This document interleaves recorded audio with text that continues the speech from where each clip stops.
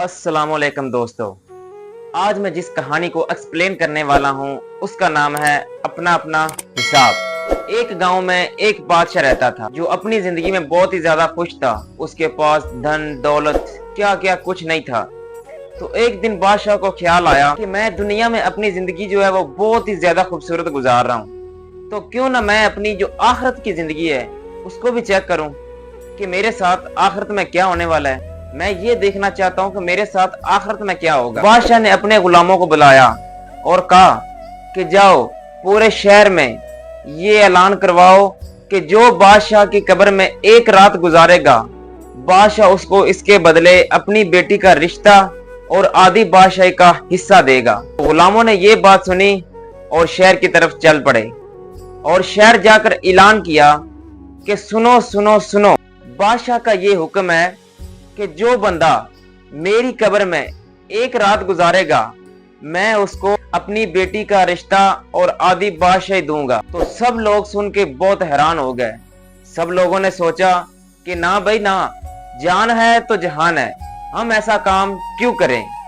तो गुलाम वापस आ गए। तो बादशाह ने गुलामों से पूछा कि बताओ भाई क्या खबर है। गुलामों ने जवाब दिया कि बादशाह सलामत, आपकी इस शर्त को कोई भी पूरा करने के लिए तैयार नहीं है।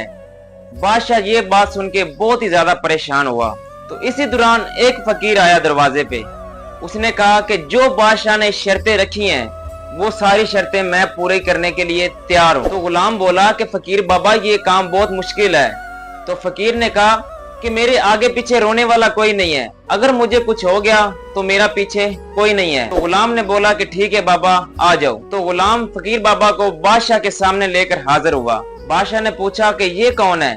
गुलाम बोला कि बादशाह सलामत, ये फकीर बाबा कहता है कि जो आपने शर्तें रखी हैं वो पूरी करने के लिए मैं तैयार हूँ। बादशाह ने फकीर से पूछा कि जी फकीर बाबा, आप मेरी शर्तों पे पूरा उतरने के लिए तैयार हैं। तो फकीर बोला कि जी बादशाह सलामत मैं तैयार हूँ।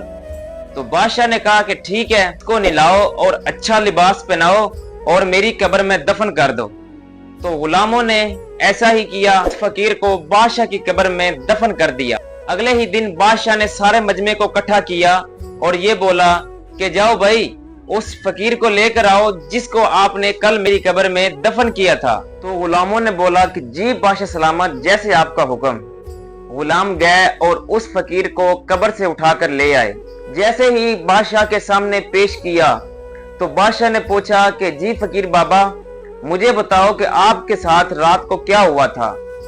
फकीर ने जवाब दिया, रुको बादशाह सब्र करो बताता हूँ। थोड़ी ही देर बाद बादशाह ने फिर पूछा कि फकीर बाबा, आपके साथ रात को कब्र में क्या हुआ, मुझे ये सब बताओ। फकीर बाबा ने बोला कि बादशाह सलामत, आपकी दौलत शोहरत इज्जत सब कुछ का मैं क्या करूंगा। कि बादशाह सलामत, मैंने आपकी दौलत शोहरत इज्जत और बेटी को क्या करना है। जब मैं अपने एक गधे का हिसाब नहीं दे सका, मैं कब्र में अपने गधे का हिसाब नहीं दे सका, तो आपकी इतनी जायदाद इज्जत शोहरत दौलत का कैसे हिसाब दूंगा।